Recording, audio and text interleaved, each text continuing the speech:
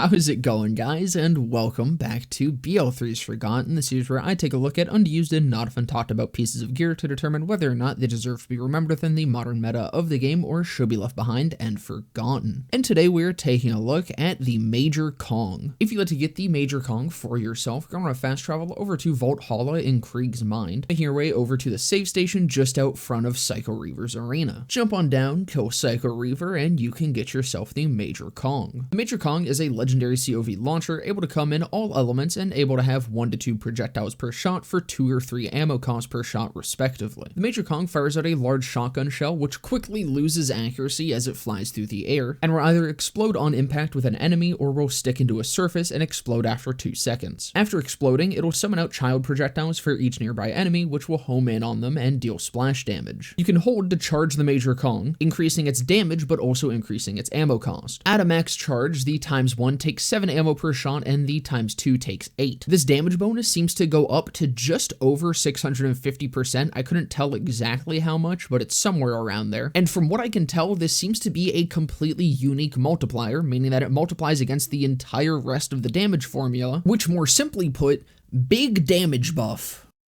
Yeah, I'm gonna have to mention the kick charger. And look, I know that the Major Kong isn't really forgotten, at least not nearly as much as other guns that I've covered in this series, but it does still live in the fucking shadow of the kick charger, and that is unacceptable. The Major Kong is part of a classic gearbox power creep trio, much like that of the Hellshock Beacon Free Radical pipeline. The family tree of the Kong, however, in chronological order, goes Ion Cannon, Major Kong, Kick Charger, all of these being very high damage rocket launchers that can charge to further increase that damage.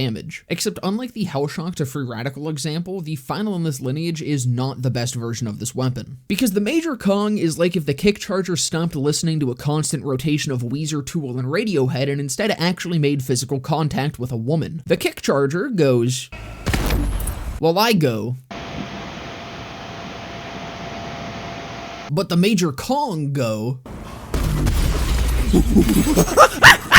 The kick charger's max damage in cryo is 364,239 and charges up to 300% damage, giving a total of 1,456,956. Major Kong maxes out in cryo at 241,724 for ×1 and 230,214 per projectile for a total of 460,428 base damage for ×2. This means ×1 at max charge caps out at 1,812,930 with ×2 hitting a whopping 3,453,210 damage. This is almost straight up 2 million more base damage than the kick charger, already making this easily the highest base damage in the game, and yet it also spawns child projectiles. The secondary projectiles did feel a little bit inconsistent when mobbing, sometimes straight up not seeming to spawn, though this may have actually been them just impacting the initial target, or they just struggle to actually hit whatever they do end up targeting, opting to just rotate around the target instead of making contact. Very similarly to how untalented Twitch streamers orbit their much more popular friend. This does seem to only be an issue in some certain terrains with some mobs, as in the context of this video, really the only time I had a lot of issues with these child projectiles was during True Guardian Takedown. But when they do hit, they really help out the mobbing potential of the Major Kong and let that high ammo consumption feel a little bit less impactful. Shockingly enough though,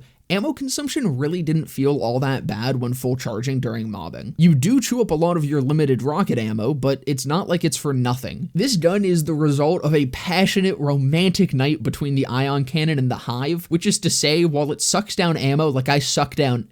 Never mind. While it consumes a lot of ammo, you're getting a lot of bang for your buck in both mobbing and bossing situations. And it's honestly impressive just how effective this gun manages to be at both. Now, I already know what's coming, but Arachnica, the Major Kong shoots about as straight as I am. The kick charger shoots in a straight line, and therefore it's better because my little piss baby hands don't have to worry about missing. I have phimosis and my dad doesn't talk to me. Shut the fuck up. Get in there. Don't be a bitch. Get in there and hit your goddamn shots. The Major Kong is as accurate as it needs to be. Make fucking eye contact as you execute whatever stands before you with the force of a neutron star moving at Mach 10. Now, to finally actually compare between ×1 and ×2, ×2 is obviously just significantly more damage for honestly not all that much higher ammo consumption, assuming that you do plan to be charging rather than spam firing, which I highly recommend being the case. ×1 at base consumes 2 ammo per shot, scaling up to 7. ×2 consumes 3 at base, but that only scales up to 8. You're almost doubling your damage for 1 ammo more, and as I said, said, if ammo consumption is actually a problem for you with the Major Kong, then likely you're using it wrong. And even then, carrying a cut purse launch pad is more than worthwhile to mob with the Kong. Continuing with sustaining the ammo on this thing though, flak and Mows are really good for ammo sustain with it. The Kong fires slowly and summons a decent amount of child projectiles, making it incredibly good for upkeeping ammo through means of destruction for Mows and leave no trace for flak. Flak also has access to forage, which pretty much does away with any possible ammo problems ever. The Kong having super high per projectile damage along with unlisted child projectiles means that this is incredibly good with bonus projectiles through Two Fang, Playing Dirty, and the Infernal Wish. And with the way that Indiscriminate and Eraser works, this effectively also duplicates those child projectiles, creating another projectile in which they can spawn from, which is also a very strong synergy. Amara as well specifically has access to Heavy Rain, giving projectile speed and making the Major Kong actually a lot more accurate at further ranges. This is one of the rare dubs for Heavy Rain. Overall though, the Major Kong has got some major dong. It slings it all night long. Rain or shine, it's truly divine how quickly your mother lays supine. Her cooch may be crusty, but the Kong is far too lusty.